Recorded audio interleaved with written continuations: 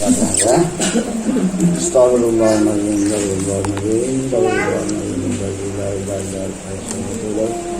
Asyhadu an la ilaha illallah wa asyhadu anna Muhammadar Rasulullah. La haula wa la quwwata illa billah. Rabb rabbil alamin subhanahu wa ta'ala salamu ala wa jami'il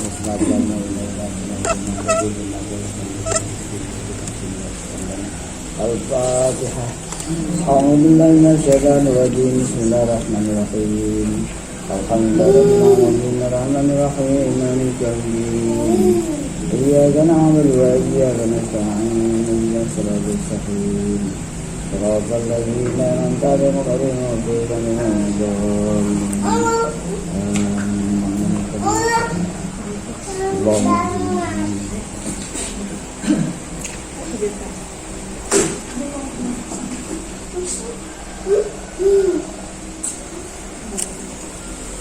Bismillahirrahmanirrahim. Dan telah dikaitkan daripada Atta As-Salimi radhiyallahu an bahwasanya adalah ia masa 7 hari tiada merasai akan suatu daripada makanan. Cemana 7 hari nggak makan? Ya, enggak ada ya, kok makanan nggak ada. Hah? Dan tiada kuasa ia atas suatu. Artinya mau beli nggak ada duit, mau pergi jauh, mau berutang tak ada tempat berutang, itulah tak ada kuasa dalam suatu itu. Maka suka hatinya dengan demikian itu, dengan kesudah-sudahan suka. Ini pula senang kali hatinya yang dibuat oleh Allah pengalaman yang sangat lapar haus itu. Itu pula karena dia memandang bukan nggak makannya itu, memandang perbuatan Allah yang dibuat kepada dirinya, karena Allah itu yang disukainya, maka dia memandang yang dibuat oleh yang disukai hati itu senang menerimanya. Jadi bukan nafsunya lagi, bukan, senang terhadap perbuatan yang dibuat oleh Allah itu. Dan kesudah-sudahan sukarun ya. Maka katanya, hai Tuanku, jikalau tiada engkau beri makanan kepadaku 3 hari yang lain pula, kalau engkau tambahlah 3 hari lagi aku gak kasih makan, niscaya aku sembahyangkan bagimu 1000 rakaat. Saking syukurnya. Coba bayangkan orang tuh gimana dibanding dengan awalnya menerima takdir, menerima ketetapan kesusahan yang diberikan oleh Allah. Itu mana hati suci? Awasi kita nggak loh. Jadi dibandingkan dengannya, waduh, nggak juga. Karena dia dengan Allah tuh nggak lepas, itu masalahnya. Jadi yang melepaskan kita dengan Allah tuh nafsu Allah, nggak sukanya itu. Dia terlepas dia. Nggak suka terhadap satu, tatkala tak suka itu dia sudah lepas. Allahnya terhijab. Karena hati kita itu dipengaruhi oleh yang tak suka nafsu tadi. Dan kata orang bagi kepada Fathul Musalla radhiyallahu an, apa katanya? Pulang ia daripada suatu malam kepada rumahnya, dan tiadalah didapatnya makanan, dan tiada pula pelita, makanan gak ada, lampu gak ada, ini zaman dulu ya kan, dan tiada pula kayu untuk masak. Maka dijadikannya dengan memuji Allah dan tadarru, dan merendah dia kepada Allah, kepada Allah, dan katanya, hai Tuhanku, karena apalah sebab, dengan apa wasilah, dengan apa yang menyebabkan, yang menyampaikan, dan istihqaq, dan aku mendapatkan istihqaq. aku mendapatkan berhak yang menerima macam ini. Kenapa engkau buat apa amalku sebelumnya? Mana ada yang bagus? Tapi kenapa aku kok bisa berhak mendapat yang kayak gini? Yang kau muamalahkan, yang kau buatkan akan daku pada yang kau muamalahkan dengan dia, dengan pengalaman seperti ini, segala kekasihmu. Dia tahu yang dibuat oleh Allah kepada yang dikasih oleh Allah, yakni wali-walinya itu, yang kayak gini dibuatnya oleh Allah duluan. Seapa rupanya aku bisa kok dapat kayak gini ya? Amal apa yang dilakukan sebelumnya? Enggak ada. Tapi Allah buat macam ini. Begitulah orang-orang dulu penilaiannya kepada Allah itu. Dan kata orang bahwasanya Fadl bin Iyad radhiyallahu an menangis dia pada suatu malam yang dalam kesedapan hatinya, bukan nangis duka cita, nangis saking senang hatinya. Maka katanya, hai Tuhanku, engkau laparkan akan daku, dan dengan itu kulaparkan pula segala isi rumahku. Dan tiada engkau beri kain akan daku, dengan sebab itu tiada memberi kain aku akan segala isi rumahku. Dan dengan engkau dudukkan akan daku, nggak bisa pergi mana-mana, nggak ada duit, nggak ada ini dan itu, dan mendudukkan aku akan segala isi rumahku. Dalam rumah yang tiada dalamnya pelita, dan telah terdahulu engkau perbuat yang macam ini pada segala kekasihmu, pada segala walimu, dan segala ahli taat bagimu. Hai Tuhanku, maka dengan apa amal yang mustahil? Sama dengan tadi. Dengan amal apa aku kok dapat berhak macam ini nerima ya? Aku mustahil aku dapat menerima macam ini. Inilah daripadamu, sehingga senantiasa aku bagimu, senantiasa aku ini di dalam kemilikanmu. Atasnya, atas yang derita ini, aku rasa aku di dalam milikmu, bukan di dalam milik nafsuku. Ini orang dulu nampaknya hijab macam ini. Jadi kalau sebelum sampai kepada Allah tuh cobaan tuh banyak, kesusahan, derita, waduh nggak tanggung-tanggung. Disitulah kita bahan hati Allah. Belum lagi cercaan, hinaan, segala macam. Belum lagi ditukangi orang, didukuni orang. Aduh. Tapi orang makrifat pun bisa didukuni. Bisa, artinya gini, untuk menguji kita. Uji. Nabi aja pun kena sihir sama orang perempuan Yahudi. Nabi Muhammad.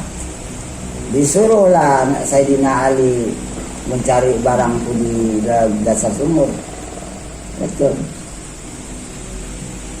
Jadi begitu, ini ujian sebenarnya. Ujian, dan mungkin waktu kena tuh kita sedang dilupakan. Supaya itu bala, supaya itu yang sakit sampai sama kita. Kalau Allah melindungi kan enak aja. Tujuannya supaya kita ini kena bala, kena sakit. Disitulah kita menuju kesabaran. Apakah kita mau ceritakan ini sama orang? Tak usah ceritakan. Diam aja. Apapun yang bikin orang, diam aja. Terus saya ceritakan. Apa yang dibuat sama orang, diam aja. Kalau orang cerita itu terserah. Jadi kalau kita jangan. Pandang aja. Sama keluarga Pak? Kalau ceritanya sama keluarga? Istri. Sama istri barangkali bisa lah, karena kawan pula kan, jiran dekat. Tapi kalau saudara sekandung, kalau bisa dilakukan benar.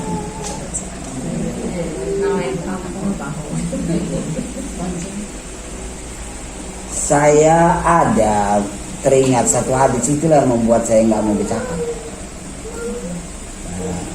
Man asaba bi musibatin fi malihi au jasadihi wa katangaha walam yashkuha ilan nasi kana haqqan 'ala Allahi ayyastaghfirlah. Barang siapa yang dikenai oleh Allah satu musibah, tentu yang memisahkan ya, pada dirinya, pada hartanya,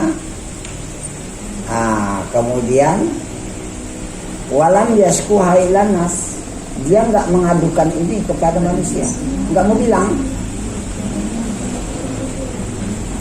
bilang, itulah karena haqqan 'ala Allah. Yang macam inilah dianggap kita telah benar sebagai hamba di sisi Allah. Maka wah mencari benar sebagai hambanya ini yang benar. Karena haqqan 'ala Allah, yang macam ini dia itu benar dia sebagai hamba di sisi Allah. Apa datang dari Allah? Ayyafirlah. Segala dosa-dosanya yang dahulu dibuat orang macam itu, dibuat musibah, udah diampuni.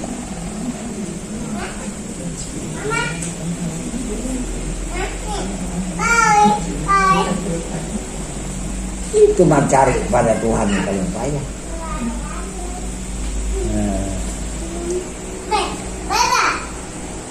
Ya gitulah, orang cerita biar kita cerita usah. Malah yang diceritakannya itu pahala untuk awak. Itu pula lagi. Biar aja kita nggak usah membela diri. Nggak usah, artinya ngambil hati nggak usah. Membela diri. Nggak usah, ini bilang dia salah gitu. Nggak usah. Biar aja. Malah awak nanti dipanggil duluan ke surga. Diceritai orang apa saja. Diam aja. Itu kan dizalimi itu bisa harta, bisa harga diri, bisa segala macam. Kemudian dipanggil nanti di surga. Sehingga malaikat tuh heran-heran. Iya, kalian ini kok cepat kali ke surga? Siapa yang panggil kalian? Allah lah. Apa rupanya kesenangan kalian?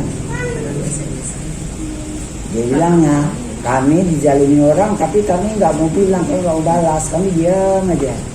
Itunya cuman amalan kalian. Iya. Kalau amalannya barangkali diperiksa, tapi yang ini yang membuat kami orang sibuk di padang mahsyar, kami kok panggil dulu kan? Ada hikmahnya itu. Kenapa para nabi kok banyak kali cobaannya? Kok disusahkan? Kok dihina? Kok diejek? Itulah. Padahal para nabi, kok saya heran. Kita nggak sempat dibunuh. Kalau bagian Bani Israel, hampir rata nabi mereka itu dibunuh. Coba. Jadi kita nggak ada apa-apa dulu. Dibanding sama orang tuh, nggak ada apa-apa lah. Teringat saya Syekh Abdul Qadir Jailani. Dia mau nuntut ilmu. Ikutlah dia. Kalau kita ke rombongan kafilah namanya ya, rombongan kafilah, ikutlah aku Pak, kamu kemana? Aku belajar ke negeri ini, kafilah kemana itu? Ayolah nak, ikut. Sampai di pertengahan jalan dihadang dengan perampok. Semua barang-barang itu diambil, yang barang kafilah tadi. Tinggallah dia berdiri, dia masih anak-anak, sekitar umur 10 tahun lah. Ini sama anaknya apa yang kau bawa? Karena dia pesan sama maknya, nak, jangan kau berdusta ya, sekalipun yang kau berdusta. Pesan maknya, ada Pak. Apa yang kau bawa? Uang. Mana dia? 80 dinar. Mana dianya? Rupanya di sebalik-sebalik baju jasnya itu, di jahitannya itu, keluarkanlah 80 tadi. Dibawalah sama perampok tadi, laporkan ke kepalanya, orang tinggal di gua. Ini dia 80 dinar dari seorang anak-anak. Apa ceritanya? Ya dia bilang ini yang ada di kasnya sini. Temen dong, kepala perampok tadi.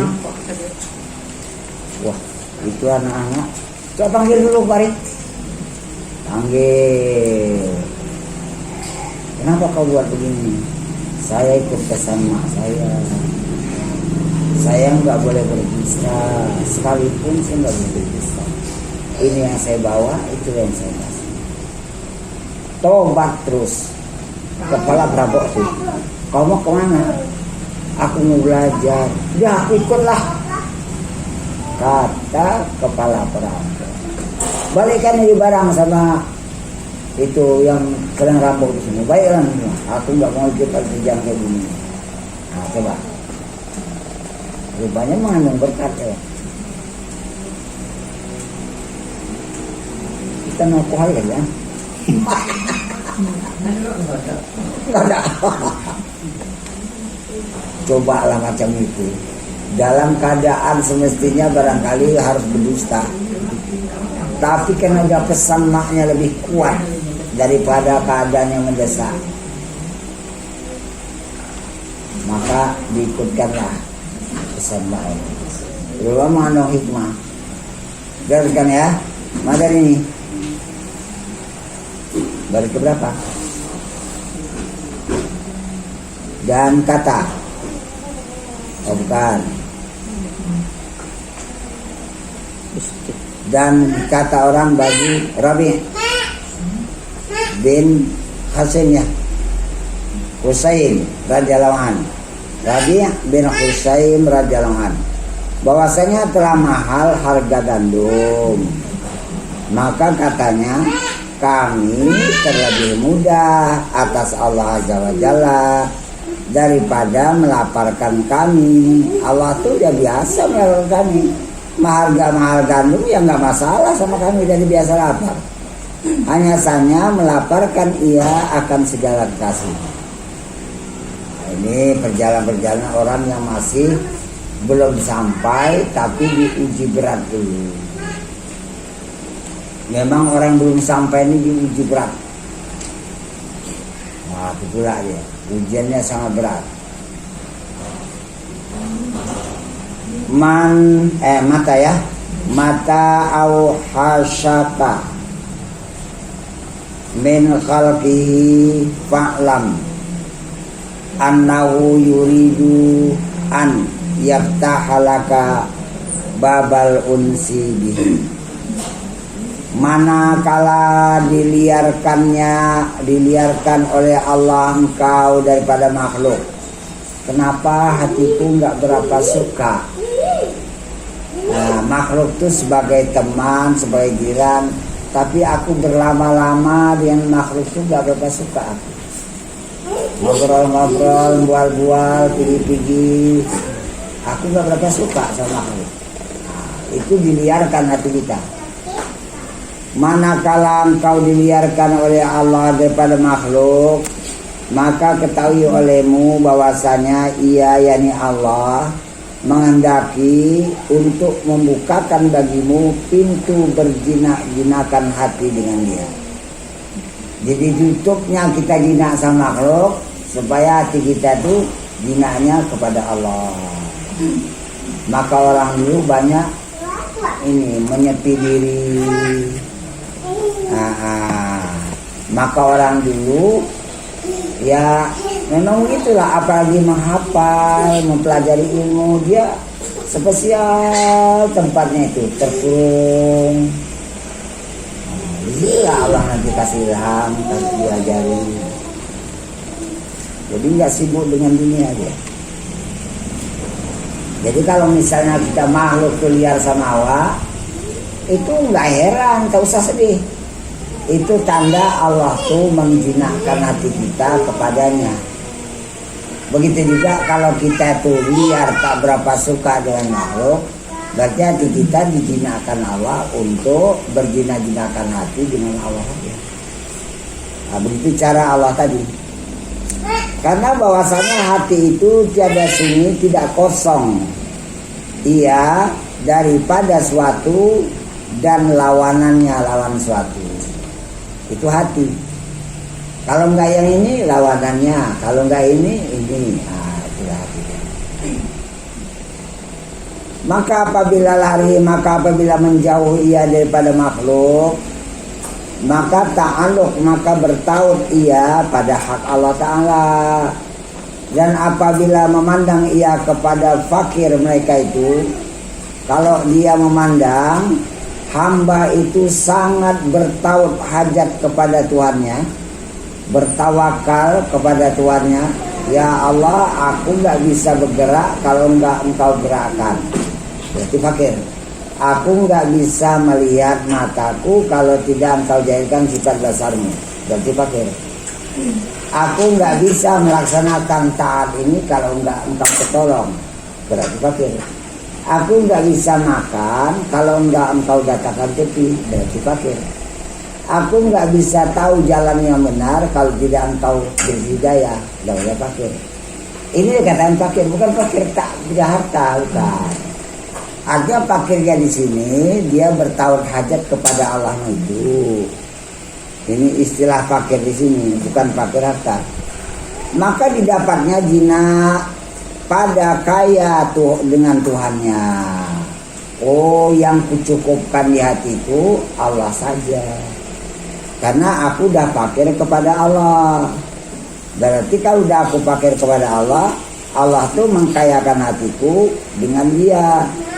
Maka berhadaplah ia atasnya atas Allah pada sekaliannya, seperti yang berpaling ia daripada mereka itu, daripada segala makhluk pada sekaliannya. Karena bahwasanya liar daripada barang yang selain daripada Allah Ta'ala itu adalah jalan untuk jinak pada Allah. Dan jinak hati pada Allah itu yaitu yang senantiasa musyahadah. Itulah nanti dapat artinya menyaksikan Allah. Menyaksikan Allah dia bagi anwarul hidayah, untuk melihat nur-nur petunjuk Allah supaya sampai ke hadiratnya. Ini yang sebenarnya nur hidayah. Bukan hidayah Islam, bukan sekedar hidayah iman, tapi hidayah sampai kepada yang diimankan. Nah, itu maksudnya. Sampai kepada yang diimankan. Itulah maka yang disebut dengan ihsan. Akhbirni anil iman, kan dia ceritakan.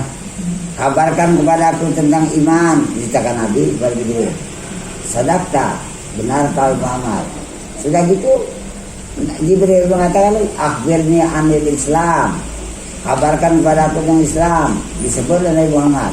Sudah siap? Sadaqta, benar engkau. Baru disebutnya akhbirni anil ihsan. Ihsan itu berhadap langsung kepada Allah. Itulah kumpulan daripada iman dan Islam, sampai kepada yang diimankan, sampai kepada yang dipercaya, yang diyakini. Gitu ya. Tujuannya ke sana. Sementara Islam, anta'budallaha, engkau menyembah Dia, itu salat Islam. Berhadap pada Allah itu ihsan. Kenapa dia mau menuju kepada Allah? Karena iman. Mana dia ujung daripada keduanya ini? Itulah membuahkan ihsan. Kan ada orang terhenti di iman aja, Islamnya kadang-kadang sholat, kadang enggak. Ada orang di Islamnya aja, keimanan kepada Tuhan tuh kurang. Mana? Mau nyolong? Permintaan. Itu orang nyolong tuh nggak ada imannya. Islamnya ada. Jadi Islamnya ada. Kadang sholat dia juga, tapi curi-curi.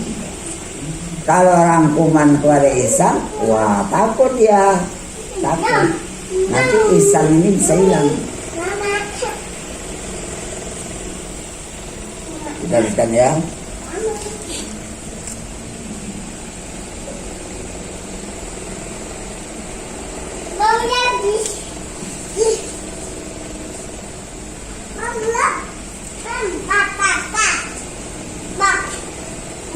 Itulah dia anwarul hidayah, yang datang atas hati segala orang yang alil basirah.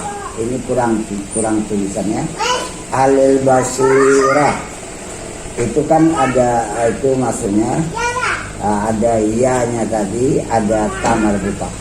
Artinya orang yang mempunyai terangnya mata hati melihat jalan Allah, yang beroleh anugerah dari Allah dan beroleh hidayah petunjuk daripada Allah. Wa mata atlaqa lisanaka bitarabi, ini apanya ya, fa'lam annahu yuridu an yu'tiyaka. Nah, jadi kalau udah huruf ya ada an, hidupkan aja dia, an yu'tiyaka. Jadi kalau iya-nya itu mansub, dia hidupkan aja. Dan manakala dilepaskan oleh Allah lidahmu, ucapanmu dengan menuntut berdoa kepada Allah, terlepas terucap di dalam bacaan doa, permohonan, tapi dalam tawakal, bukan didorong oleh nafsu. Kalau macam ini bagaimana? Maka ketahuilah olehmu bahwasanya ia, yakni Allah, menghendaki kepadamu untuk menganugerahi akan dikau barang yang engkau kehendaki, yakni di dalam doa tadi, atau di atas yang engkau kehendaki, atau terlebih baik daripada yang dikehendaki, dengan sekira-kira menurut yang dipilih Allah bagimu. Karena ia jua, karena Allah jua yang berbuat, maka barang yang dikehendakinya berbuat pada barang yang dikehendakinya. Jadi maka karena itu saya sarankan, kalau berdoa itu tawakal dulu, panah dulu. Apa nanti yang diucapkan walaupun bahasa Indonesia, itulah yang terkeluar. Itu seakan-akan isyarat tunjukan dari Allah bahwa Allah itu memberitahu dia akan memberi kepada yang kita ucapkan tadi. Tapi syaratnya bukan nafsu. Datang orang memahami berdoalah banyak-banyak, capek orang angkat tangan. Dan itu pahamnya. Jangan nyiksa orang gara-gara awak beramal. Kesiksa makmum. Itu di dalam memahami dari fikih sunnah, kita si makmum boleh mufarakah dengan doa. Sedangkan sholat aja yang panjang kali ayatnya, dia boleh mufarakah, dia boleh selesai sendirian. Silakan buka dari fikih sunnah. Jadi kita kiaskan pada doa juga. Kalau panjang kali imamnya, udah berhentikan aja, kita tutup tangan, capukan ke muka, udah kita berangkat. Panjang kali doanya tuh. Biasa bilang sama orang, jangan kalian panjang kali doa, tapi orang nanti negara kalian seakan-akan menunjukkan hafalan doa yang banyak, tapi orang tersisa. Orang keperluannya banyak. Nah, perlunya siap ini aku mau pergi ini, siap ini aku mau urus ini. Nah, gitu. Gak boleh doa-doa banyak. Kalau doa sendiri, silakan di rumah 1 jam. Tapi jangan misalkan nyawa. Jadi ya.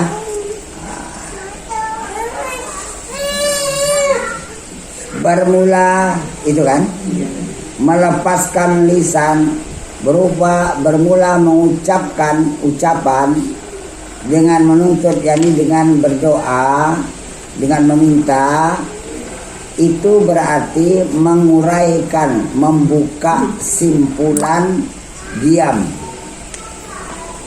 Terbuka simpulan diam yang terkumpul di hati. Aku kepingin kali ini terdiam di hati, tidak diungkapkan, dilepaskan ucapan kepada Allah. Kan simpulan itu terbuka. Terbuka dia.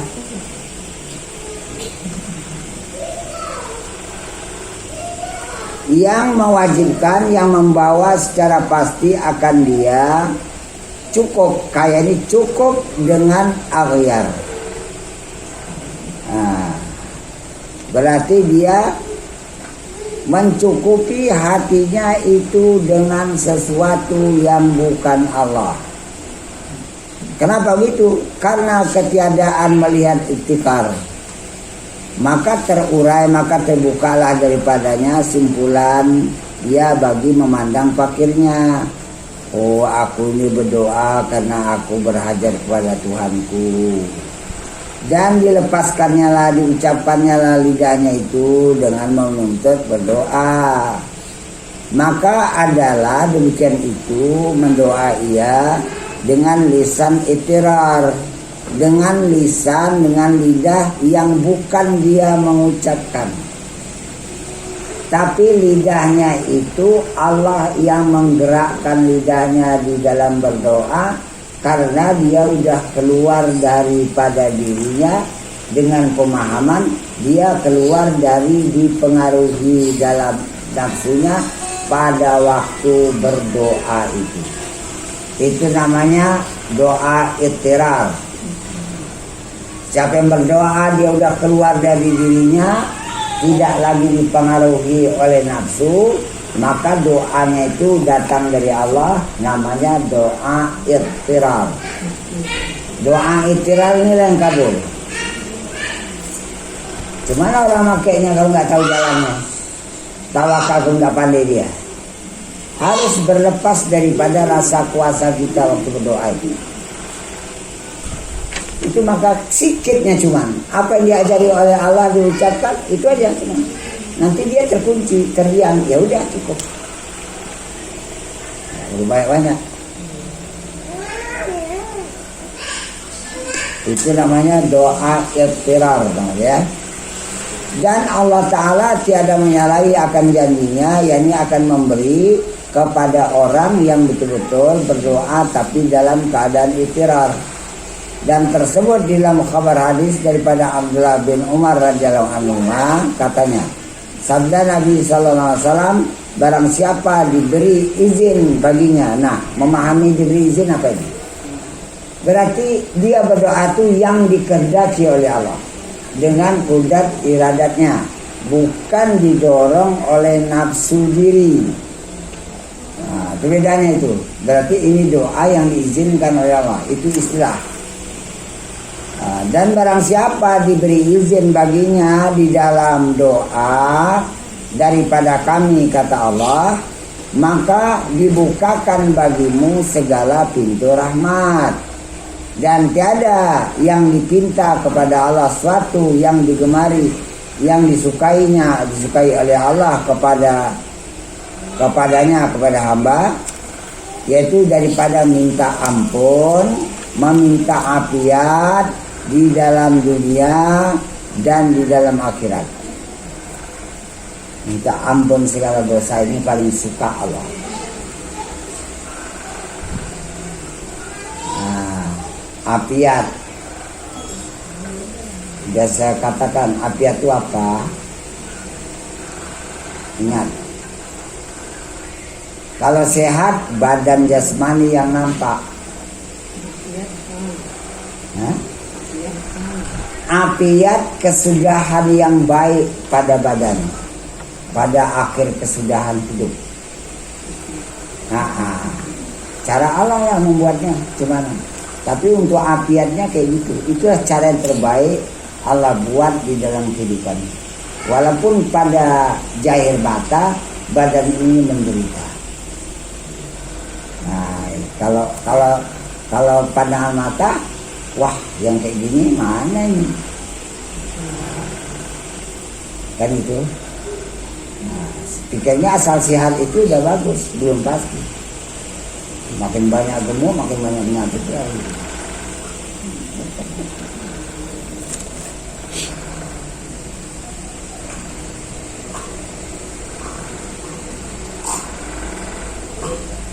Mana dia tadi?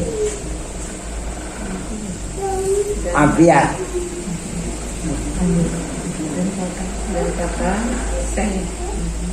Dan kata Syekh Abu Bakar Al-Khaffaf, ya, radhiyallahu an, Dan betapa dan bagaimana tiada diperkenankan doa, dan ia sedangkan Allah Ta'ala itu gemar, suka kepada suaranya, suara orang berdoa.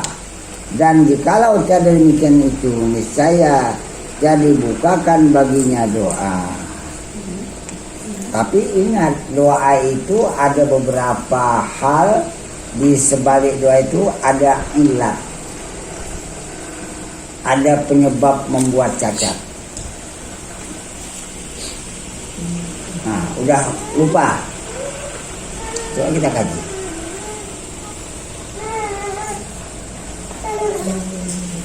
Nah, kita buka sedikit ya.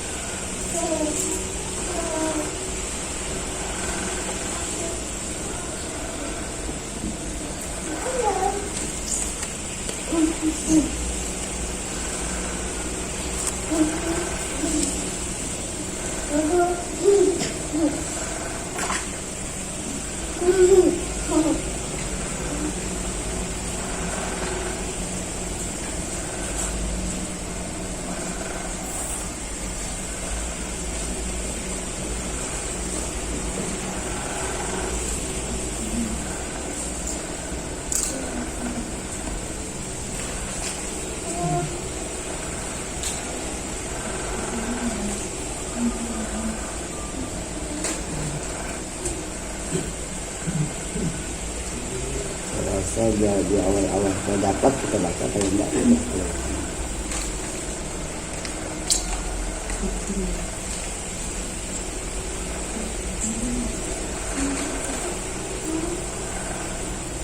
Ya, kita akan dulu, nanti saya kode ya, akan datang, saya tandai berapa rupanya dalam doa itu membawa cacat.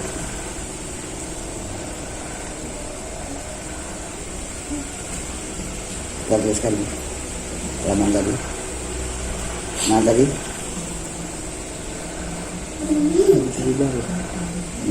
maka 7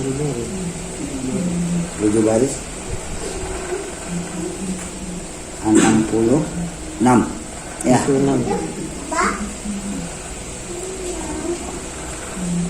7 baris dari bawah. Al-Arifu. Iya.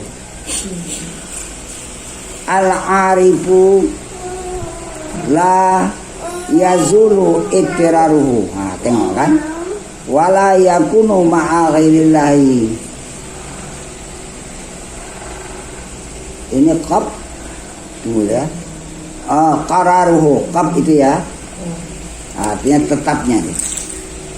Orang yang arif, orang yang betul-betul telah mengenal Allah dan mengenal hamba itu, tiada hilang iktirarnya. Apa iktirar? Berhajat, berkehendak, bertumpu, berserah kepada Allah. Itulah dia. Itu orang arif. Senantiasa dia berserah, senantiasa berhajat, senantiasa bertumpu, senantiasa dia bertawakal. Dia udah keluar dari dirinya, diri itu diserahkannya, ditumpukannya, dipulangkannya di dalam urusan Allah. Ini namanya iktirar. Jadi orang yang arif senantiasa dia melaksanakan iktirar ini. Artinya urusan dirinya nggak ada lagi sama dia, sama orang arif nggak ada. Urusan diriku di dalam urusan Allah, itu namanya iktirar. Itu senantiasa. Dan tiada ada serta yang lain daripada Allah. Tetap hatinya nggak bisa. Jangan hatiku tetap dengan dunia, nggak senang, nggak tenang. Jangan hatiku ini tetap dengan diriku, nggak tenang. Jangan aku tetap dengan kesenangan dunia, nggak tenang. Tapi aku kuupayakan senantiasa aku tetap dengan Allahnya aja. Soal dunia, akhirat itu datang mengiringi. Nah, memindahkan yang kayak gini payah. Kalau nggak kuat betul-betul nggak dapat, nggak tercapai dia. Tetap juga terpengaruh dengan dunia itu masih. Dia putuskan sama sekali. Putuskan. Biar Allah tuh menjamin dirinya, menjamin rezekinya. Nggak usah dipikirkan lagi. Cuma aku jadi hamba, itu aja yang dipikirkan.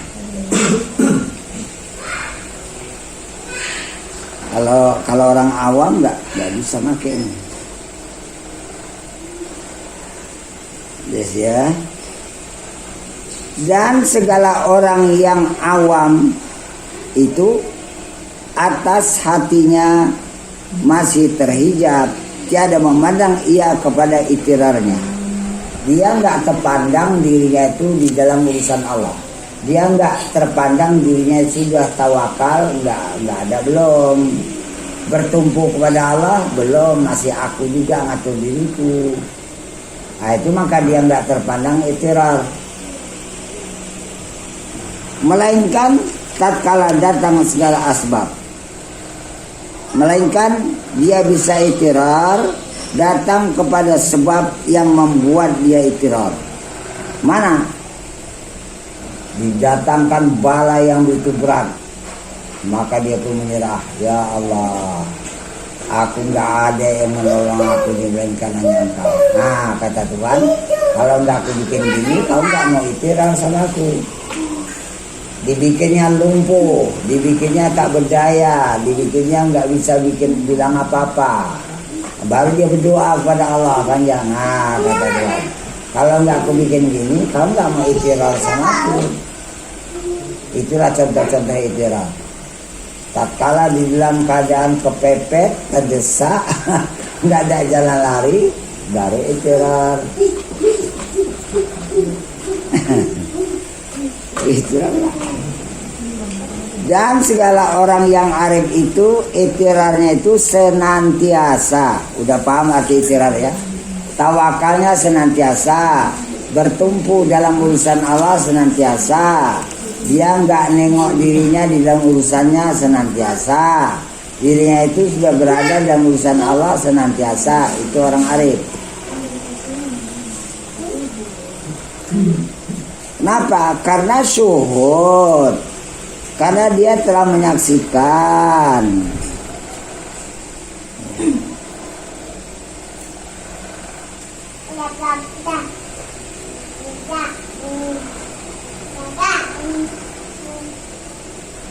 Ini tulisannya apa?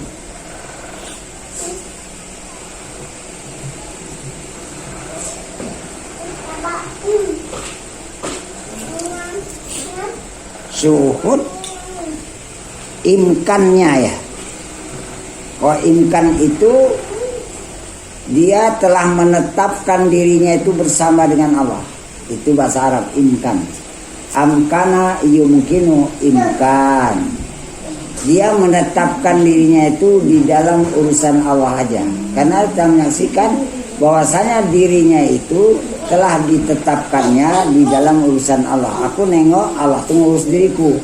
Itu namanya imkan. Aku tengok diriku sudah menetap dengan Tuhanku, namanya imkan.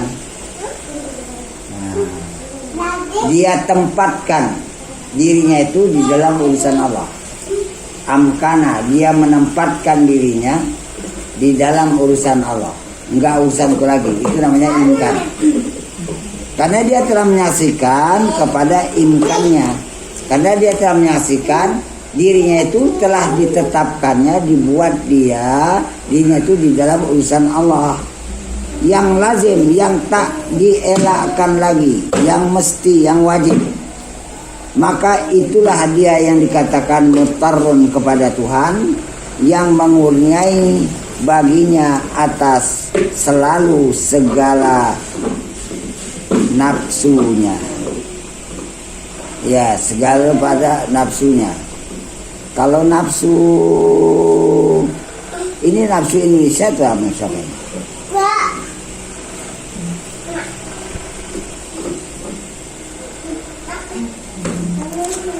Kalau nafsu, kalau untuk Quran nggak ada nafsu, hadis pun nggak ada nafsu. Nafsu itu istilah Indonesia. Kalau nafsu bahasa Al-Quran, bahasa hadis itu diri atau jiwa. Jadi kalau kita artikan ini ke dalam bahasa Al-Quran, harus yang menganugerahi selalu segala jiwanya. Apa yang diperlukan oleh jiwanya, apa yang diperlukan oleh dirinya. Nah, bukan nafsu. Kalau nafsu syahwat bahasa Al-Quran. Dan adalah ma'rifat segala orang yang arif itu dengan diri mereka itu dan dengan barang yang atasnya daripada iftikar kepada Tuhannya. Artinya orang yang adalah ma'rifat, ya kan? Ma'rifat segala orang yang arif itu yaitu dengan dirinya, dia tahu dirinya itu berhajat iftikar kepada Tuhannya. Allah itu yang bersifat aziz zul jabbar, yang mulia lagi yang menggerasi atas segala sesuatu terkhusus pada hamba. Jadi hamba ini tunduk patuh di dalam sifat jabbar dan dengan kadar menurut batasan barang yang tahqiq kepada mereka itu, menurut batasan yang telah dibiasakan, yang telah ditetapkan oleh Allah pada segala tingkatan mereka itu. Maka tingkatan mereka itu berlebih kurang.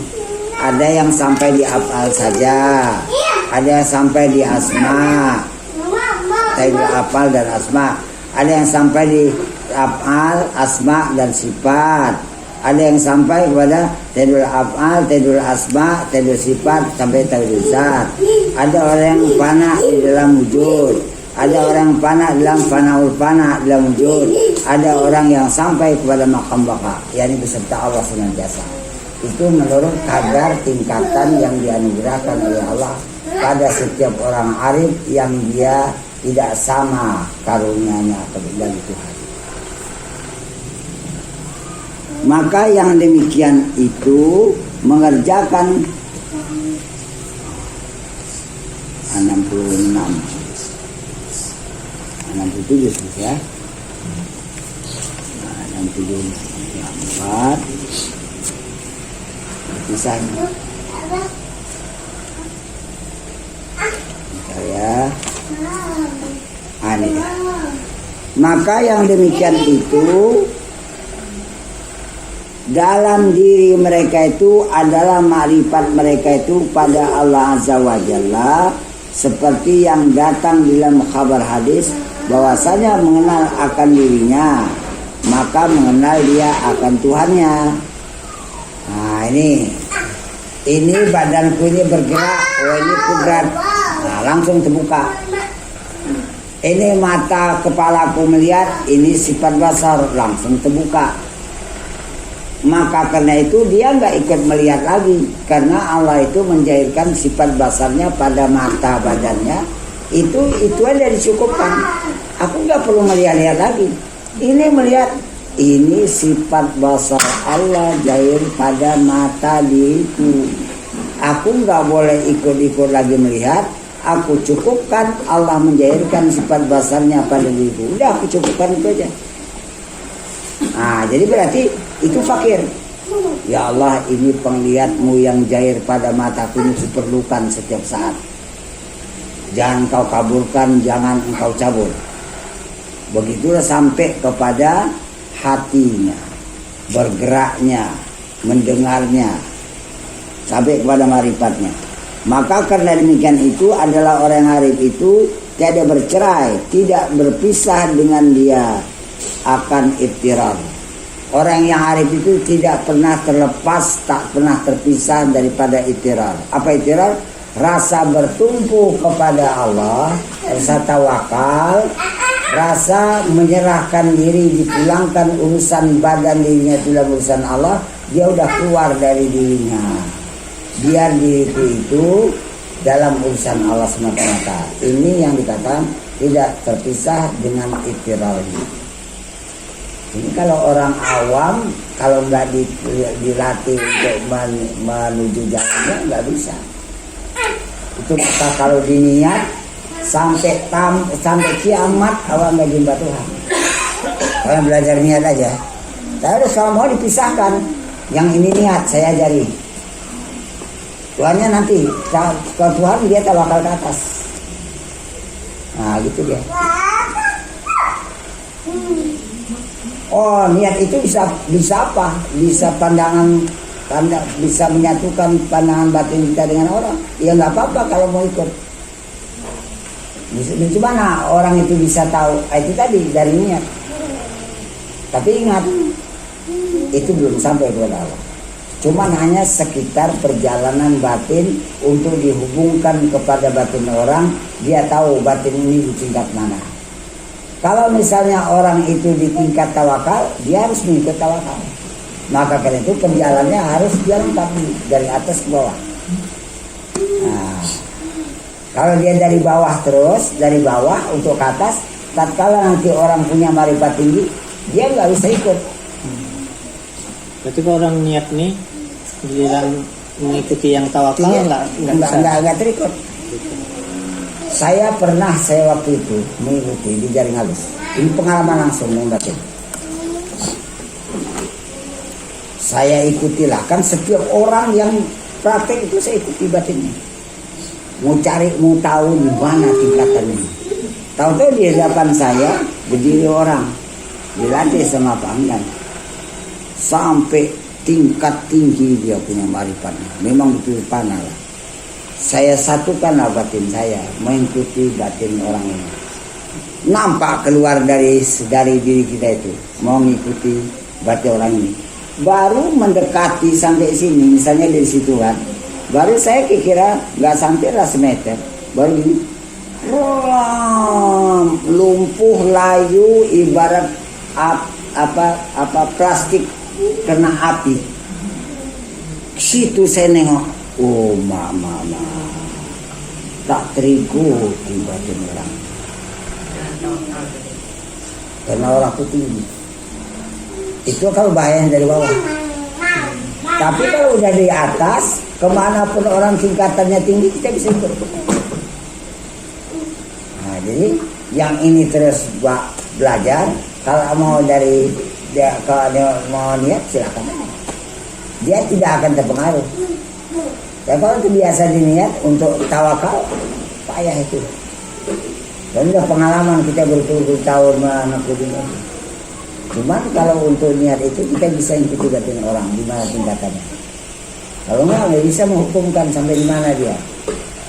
Nah, sehingga tingkat-tingkat yang katakan dah tawakal pun kesalahan kecil dia dibukakan ke Allah, dinampakkan. Oh ini belum pas. Ini tawakalnya dah habis. Ya ini belum panah, nampak dia.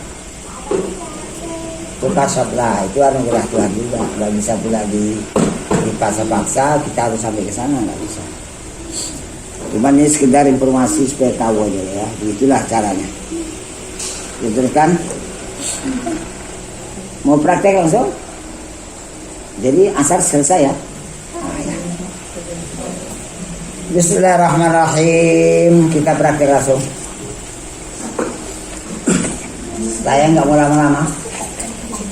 Coba biasakan praktek itu cepat. Karena kita gini, mana duluannya panah kita dengan kedatangan Israel? Mau mencabut nyawa. Itu sebelumnya dikasih aba-aba, terbuka pintu langit. Itu maka orang melompat ke atas. Nampaklah yang gaib, cuman dia nggak bisa cakap. Dia tahu bakal dicabut nyawanya, tahu. Dia tahu bakal berbahagia atau tidak, bakal celaka atau tidak, udah dikasih kabar. Dia pun tahu diri dia bakal celaka. Itu makanya mata melopetnya takut mengarang. Orang sakit jangan ya. Iyalah. Orang itu tengok alam yang gaib lah. Dah. Coba dengan 1 detik. Bismillahirrahmanirrahim. Ya Allah berserah diri ke dirimu. Langsung keluar dari diri. Cepat. Pandangannya mana? Itu diri udah aku lepas. Mata melihat udah aku lepas. Hati tahu sudah aku lepas. mendengar telinga aku nggak ikut lagi. Pendeknya di diri itu lepas semua. Kemampuan duduk aku nggak ikut lagi. Kenapa? Di diri itu dijahitkan oleh Allah sifat-sifat ketuhanannya, itu bukan aku punya. Maka karena itu aku kembalikan kepada yang punya, aku lepas. Jangan sikit aku mengambilnya, karena sikit pun aku tetap syirik. Maka karena itu tawakal itu awal tauhid. Supaya aku bisa bertauhid kepada Allah, aku harus tawakal habis. Atau sebaliknya, yang dikatakan tauhid itu sempurna tawakal. Sebelum tawakalnya beres, tidak ada tauhid. Sama aja juga. Ya Allah, aku berserah di kepadamu, lepas. Betulkah kita nggak melihat mata lagi, ikut periksa? Betulkah hati kita tidak tahu lagi, nggak ikut tahu? Yang tahu badanku, yang tahu ini tikar, yang tahu merah, yang tahu kuning. Ini ilmu Allah yang meliputi pada segala hati manusia. Jadi kehadiran ilmu Allah itulah yang tahu, bukan aku yang tahu. Maka karena itu aku nggak boleh ikut-ikut tahu, nggak boleh aku menyertai tahu ini. Biar Allah itu yang mengetahui. Mencampuri urusan tahu ini berarti aku syirik. Biar aja. Wujud badanku nih, melihat, tahu, mendengar, dia berbuat duduk pada badanku, kudratnya memperlakukan badanku duduk. Ini kau mana? Aku udah keluar. Terpisah dengan diri. Batasannya itu diri aku nggak tahu menau. Coba buat dulu. Kalau masih tahu diri belum habis. Ini diri ku tawakalkan, aku nggak tahu menau lagi. Baru betul. Kalau masih ketahui kau dirimu belum. Bisa habis. Itu tahu dirimu yang gak kau serahkan. Kalau tahu kau belum tawakal habis. Belum. Bisa kau ambil. Nggak tahu lah aku lagi. Udah itu, aku nggak nengok lagi diriku. Udah gitu, ku tinggalkan ruangan, ku tinggalkan alam. Kenapa? Itu hak Allah juga untuk menunjukkan wujudnya. Segala sesuatu yang sangat banyak di alam ini, makhluk, benda, warna, kejadian, itu asmanya sangat banyak. Ini alam sekarang udah lepas. Aku nggak berasa di alam dunia lagi. Badanku ada di situ, tapi dalam urusan Allah. Alam dunia ada di situ, tapi dalam urusan Allah. Itu bukan urusanku. Itu hak Allah untuk menunjukkan tanda-tanda ketuhanannya. Aku yang kujaga. Aku harus terpisah daripada segala yang berwujud ini. Terpisah. Coba rasakan aku sudah terpisah dengan seluruh wujud alam. Rasakan betul. Kenapa kamu ada alam? Di alam itu kejairan wujud Allah, aku nggak berani ngambil. Di alam itu kejairan asma yang sangat banyak, aku nggak berani ngambil. Di alam itu ada badanku, di situ dijairkan oleh Allah sifat dan iradat. Ilmu, sama, mendengar, kalam, aku nggak berani ngambil. Itu ruh yang ada di dalam itu urusan Allah punya, aku nggak berani ngurus, aku nggak berani ngambil. Jadi alam udah putuskan lah dari hatiku. Putus, seakan-akan aku nggak dalam dunia. Kau kemana? Menuju kepada hakikat asal asliku. Asal aslimu mana? Asal asliku adalah panah, nggak wujud. Lebur, hancur, sirna, lenyap, aku nggak merasakan punya wujud segitu. Coba perhatikan.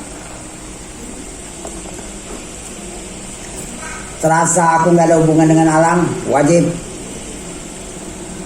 Selama kita masih ada tautan hubungan kepada suatu selain Allah, belum sampai kepada Allah. Coba rasakan begitu. Alam ini tingkat akhir kita meninggalkannya. Masih adakah hubungan tautan dengan alam? Periksa habis-habis.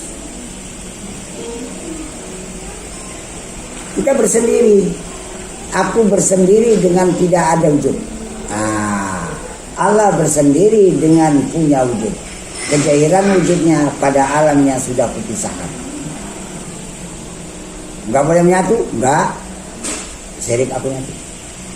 Coba saya tempo 2 menit ini. Ini kan langsung.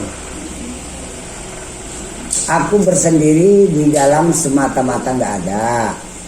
Allah bersendiri di dalam yang ada pada alam, pada ruangan, pada diriku, pada segala sesuatu, pada langit dan pada bumi, pada segala benda, pada segala warna, pada segala sesuatu yang dijadikannya bermacam-macam.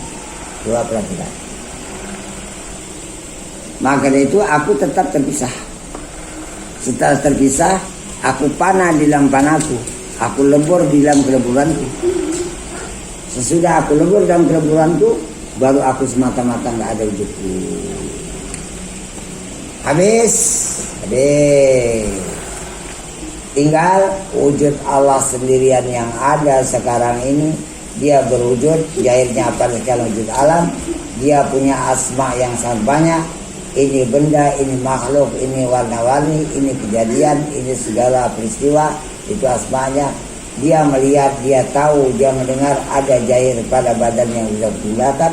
Dia memperbuat badan-badan kita ini. Itu adalah af'al, perbuatan kudairan Allah. Bukan ini saja, bahkan segala perbuatan yang terjadi pada alam. Habis saya periksa dari Fikri. Yang dikendaki dalam adabul haq ada Allah, tidak ada lagi kau. Betulkah? Melaksanakan yang ditunjuk oleh isyarat bahasa ini. Nah gitu dia.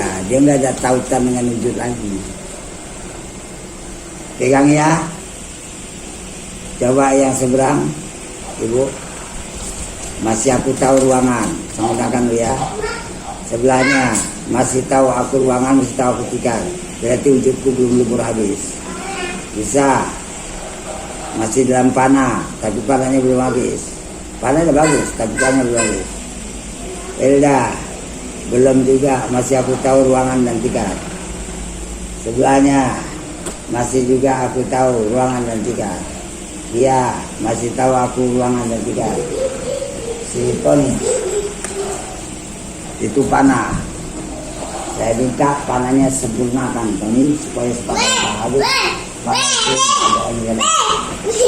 Sebelahnya masih tahu ruangan dan tikar. Coba pikiri bahwa sajadah dalam keadaan panah nggak punya wujud, nggak ganggu pekerjaan. Bukan harus ganggu pekerjaan, enggak. Panah aku nggak ada wujudku. Langsung sholat. Aku nggak tahu barang sholat urusan Allah. Kenapa? Aku nggak punya wujud. Aku nggak ada wujud. Aku nggak ada wujudnya itu. Aku. Badan sholat bukan itu Allah punya. Badan sholat iya itu Allah punya. Aku nggak merasa sholat lagi karena aku udah nggak punya wujud. Siapa ini Tuan ya? Siap-siap.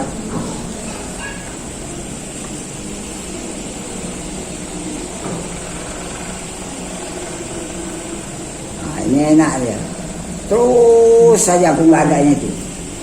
Terus saja aku nggak adanya itu. Jadi lama-lama jadi biasa. Alhamdulillah. Mana buktinya kita nggak ada? Kalau aku masih tahu ini merah, tikar aku ada wujud. Coba ukur dulu. Kalau aku masih tahu panah, belum sampai perjalananku pada hakikat semata-mata ada.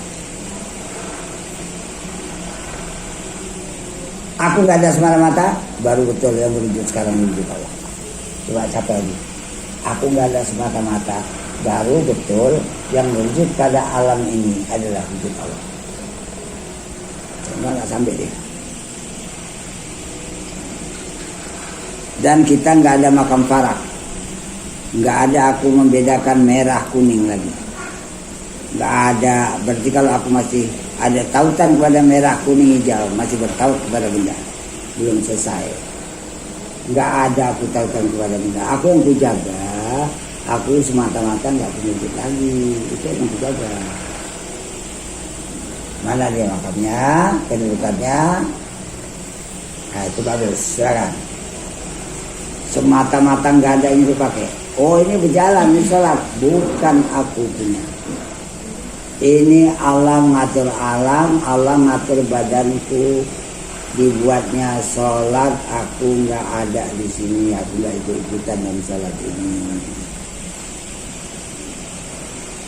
Ini urusan pekerjaan Allah sendirian. Nah, dibuatnya itu hamba menyembahnya. Ya udah, alhamdulillah.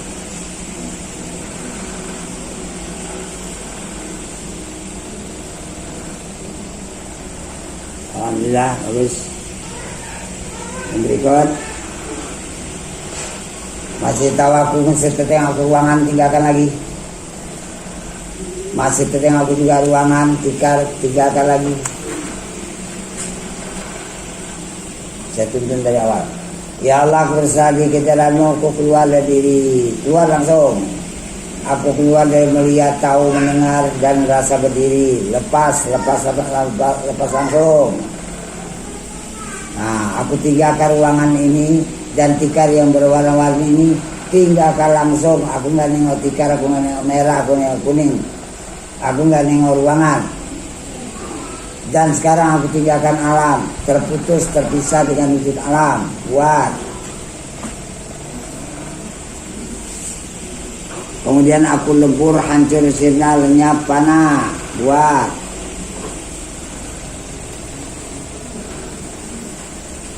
Dan aku nggak ada di ruangan ini, nggak ada dalam dunia. Buat.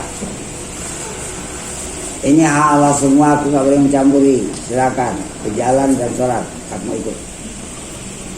Ini hak Allah semua, aku nggak ikut mencampuri, nggak berani aku. Anak terus.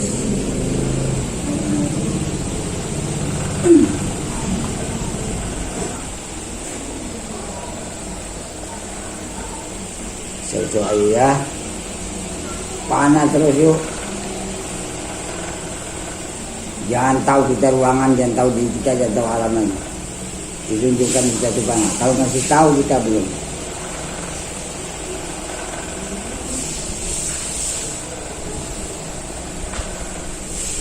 Masih tahukah aku ruangan dan diriku? Periksa. Yang tahu diriku, yang tahu ruangan cuma Allah semata-mata. Baru betul. Kau mana? Nggak ada berwujud dalam dirinya lagi. Baru betul. Silakan.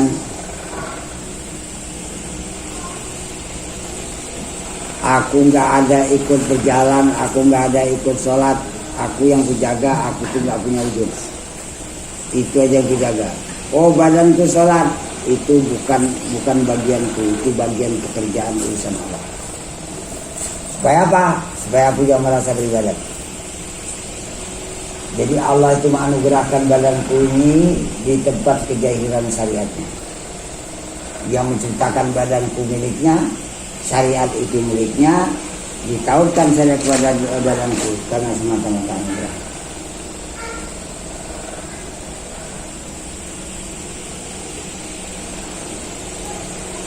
Anak terus ya.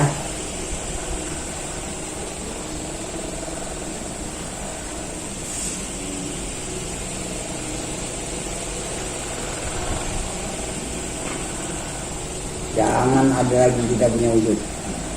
Aku nggak ada. Wujud alam di badanku udah terpisah sama aku. Itu bukan Allah ini. Alhamdulillah.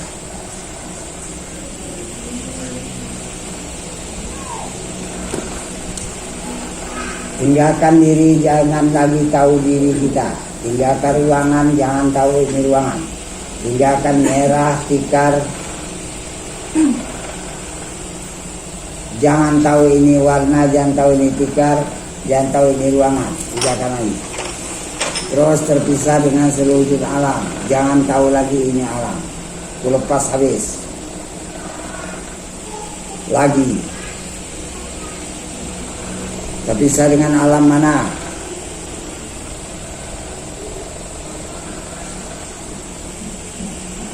Nah gitu. Aku yang kujaga nggak ada wujudku itu. Bukan alamnya, bukan diriku, bukan. Ini sama Allah. Terpisah dengan alam, aku lebur, hancur, sirna, lenyap. Mana? Aku nggak ada hubungan dengan diri dan alam lagi. Mana? Aku gak ada hubungan dengan berwujudnya alam secara menyeluruh. Mana? Aku bertaut kepada hakku. Hakikatnya aku gak ada berwujud sedikit pun.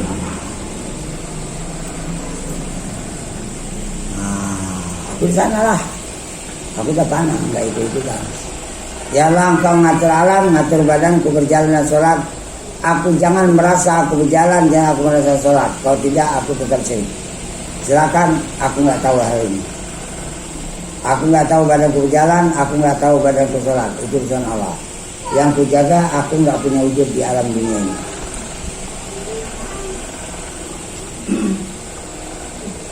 Kenapa? Nanti, tunggu aja. Apa?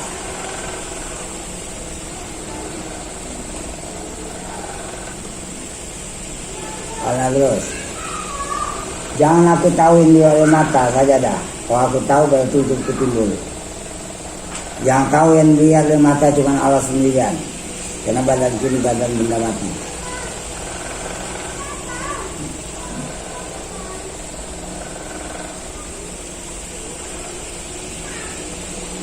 Alhamdulillah. Hatiku tahu ruangan. Kalau hati tahu ruangan, aku lupa. Jadi yang tahu ruangan Tuhan Allah.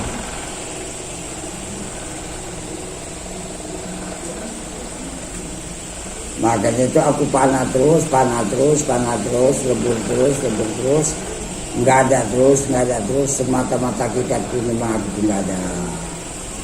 Kita yang menjaga alam nggak perlu dibahas. Itu bagian Allah punya.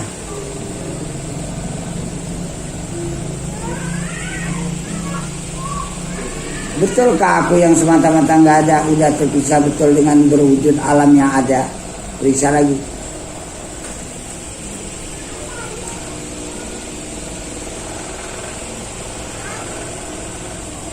Nah ini terus saya tengok wujud alam biar itu jadi wujud Allah.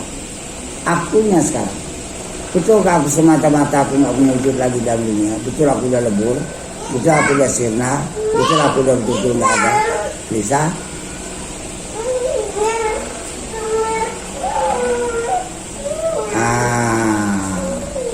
Itu bagianku. Bagian yang ada bukan. Yang ada ini bagian Allah. Allah ngatur alam, Allah ngatur diriku, Allah membuat badan bersolat, Allah melihat, tahu, mendengar, dijahirkan pada badan itu urusan dia. Sikit aja aku ambil, aku syirik. Makanya itu aku gak mengurus ini. Aku jaga, aku cuma tentang gak ada saja. Garingan dia. Bagus, silakan. Jangan dicampuri. Jangan dicampuri ya Allah. Itu kita. Itu maka wala tusyriku bi saya. Wa'budullah bisa. Sembahlah oleh makan Allah. Salat bisa. Ya wala tusyriku bi saya. Mencampuri urusan Allah itu waktu sholat, nah itu yang baik.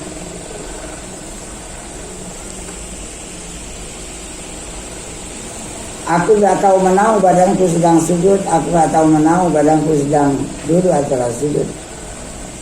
Kenapa? Aku gak punya wujud. Yang tahu menau badanku sujud dan yang tahu menau tentang badanku tayat, itu urusan Allah sendiri. Aku gak mencampuri urusan yang diurus oleh Allah, aku gak berani.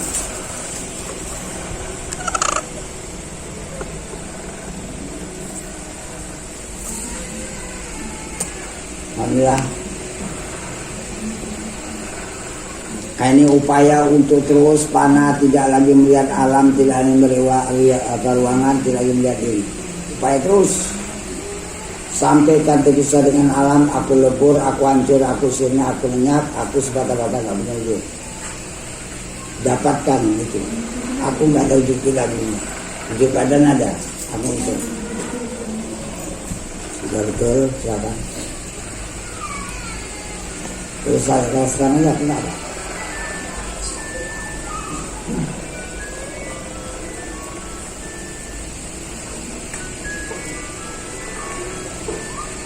Karena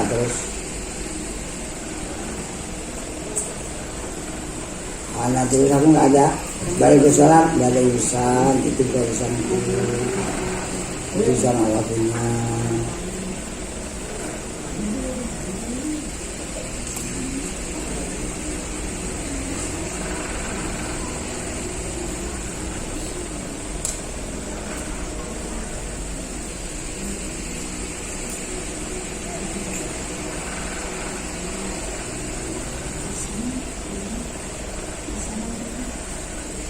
alhamdulillah. Nah, jadi itu cari yang nggak ada. Kalau masih tahu aku ruangan atau alam belum, buat nggak tahu. Itu betul. Kalau aku masih tahu panah belum sampai, lewatkan tahu panah.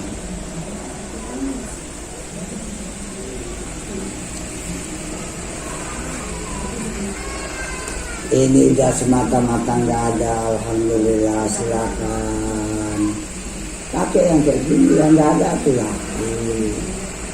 Oh ini badan berjalan sholat itu bagian Allah, tak usah dicampuri.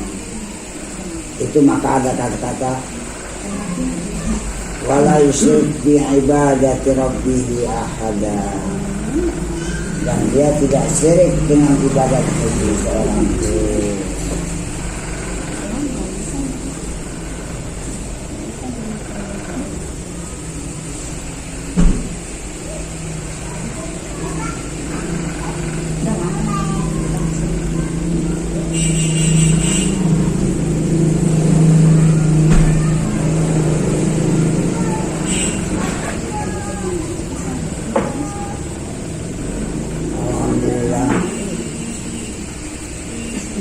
Hatiku masih nengok ruangan, iya, tinggalkan. Mata biar nengok ruangan, hati jangan lagi, tinggalkan. Terus tinggalkan. Diri, ruangan, benda, alam, tinggalkan lagi, terus tinggalkan semua. Sebab ini hak Allah, berarti kita masih mencampuri urusannya. Coba ambil perasaan terpisah dengan wujud alam.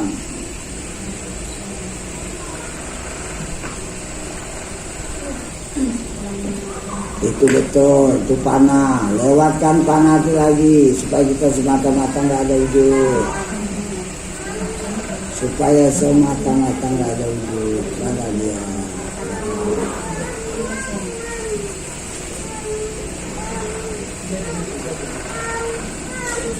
Alhamdulillah, silakan. Nanti berulang-ulang akan paham. Nah, kepahaman itu nanti Allah kasih tahu di mana kebedaannya. Siapa lagi? Ikut.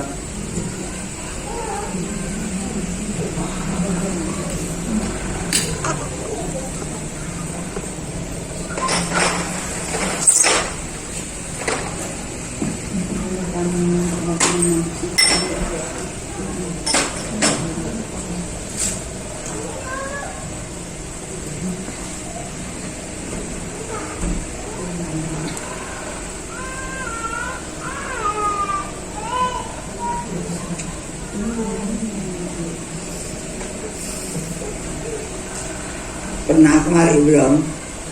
Pernah lah, ya Jibia. Enggak yang ini. Oh ibu itu belum. Belum pernah kemari? Ini mama siapa? Mama Rati, Pak. Mama si Rati. Oh, rasanya belum pernah. Belum. Wah, dulu lama ya. Oh ini ibu aja dia. Iya, enggak yang ibu ini. Iya, jadi ini di rumah sakit. Mama si Rati. Ya, kalau itu dari awal lah ya. Nah, lemahkan diri. Rasa tak ada daya upaya. Sadari kejadian diri, cuman kita saripati tanah, letaknya di bawah. Kalau udah mati ke bawah, ke dalam tanah balik. Ya. Badan kita ini perlu pada sesuatu, melihat, tahu, mendengar. Dan perlu yang dihajati oleh badan tentang kehidupan dunia, yang diperlukan oleh hati tentang iman, pertolongan, selamat dunia akhirat perlu. Oleh karena itu apa kayak ya, aku tawakalkan diri ini kehadiratmu ya Allah. Sekarang aku berserah diri, aku keluar dari diri. Coba macam belajar mat. Gitu, terus terpisah dari diri, terpisah langsung. Itu betul, terpisah daripada ruangan, tinggalkan lagi. Jadi hati kita nggak dengar ruangannya. Bagus, terpisah dari alam. Alam itu hanya ada di mata kepala, hati nggak lagi nengok alam, lepas terus.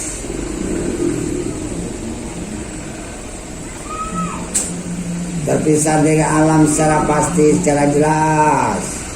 Gak ada hubunganku dengan alam dunia. Alam dunia hubungannya dengan Allah. Karena alam dunia itu berkejairan wujud Allah yang satu, itu bukan bagian aku. Lepas. Itu betul. Aku lebur, aku hancur, aku sirna, aku lenyap, aku panah.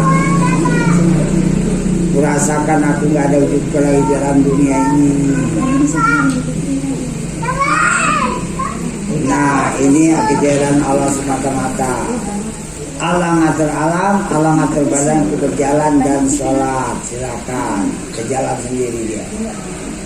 Nah, pasrah habis, berjalan sendiri, aku gak ikut-ikutan. Allah membuat badanku sholat, aku gak ikut-ikutan.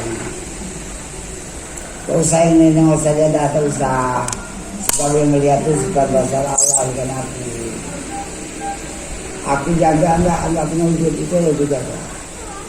Jangan sembarang aku berwujud, sirik nanti aku.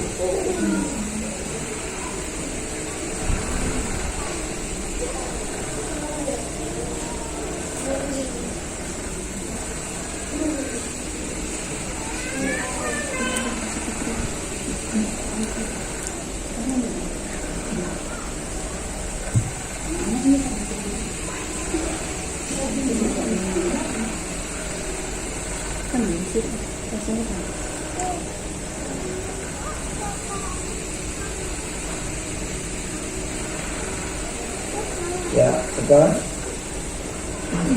Alhamdulillah. Sering-sering aja datang ya. Biar dia terang di jalan. Tawakal bisa. Ya Allah, aku bisa dikejaramu, aku keluar dari diri. Karena aku jangan keluar dari diri. Keluar kita dari diri.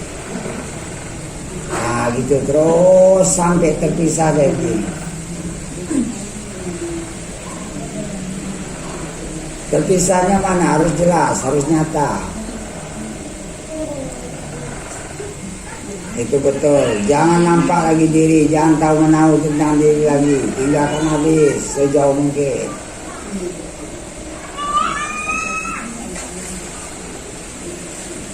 Itu betul. Pisahkan ruangan ini, tinggalkan lagi. Masih nampak ruangan, tinggalkan lagi. Tinggalkan ruangan ini. Tadi diri, sekarang ruangan. Baru nanti alam. Ah gitu, terus sampai terpisah dengan ruangan.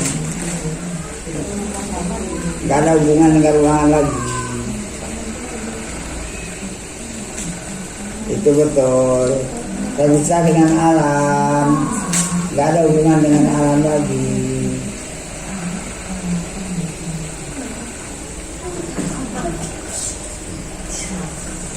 Itu masuk ke panah. Aku panah, aku lembur, aku hancur. Aku sin, aku ingat. Aku gak ada wujudku. Aku gak ada semata-mata lagi di dunia.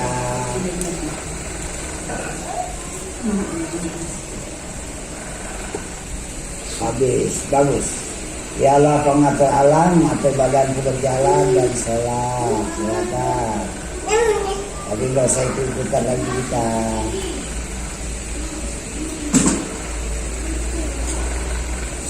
Gak usah ikutan, gak usah nengok saja lagi. Lebur aja, aku gak punya wujud. Wujud alamnya bicara wujud Allah, aku gak ada wujud fisik-fisik.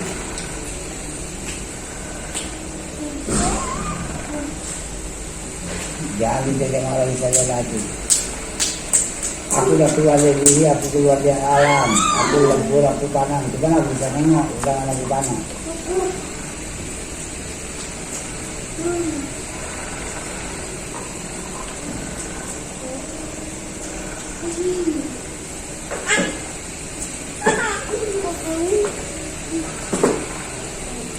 terus tangan.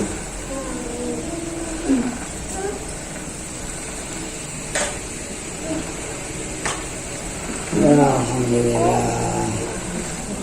Ini pikir saya